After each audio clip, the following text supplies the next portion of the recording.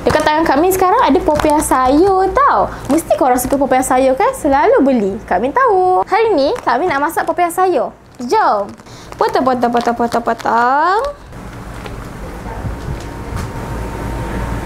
Okay, korang agak-agak minyak dah panas. Bolehlah masukkan dia. Masuk satu-satu. Hati-hati tahu, takut merecik. Korang, dia dah warna kecoklat-coklatan. Bolehlah angkat. Senang sangat korang goreng dia. Dan macam biasalah, api jangan terlalu besar atau terlalu kecil. Bagi dimasak sekata. Korang dah siap goreng popiah sayur kita. Nak tengok tak kami buka dalam dia? Jom.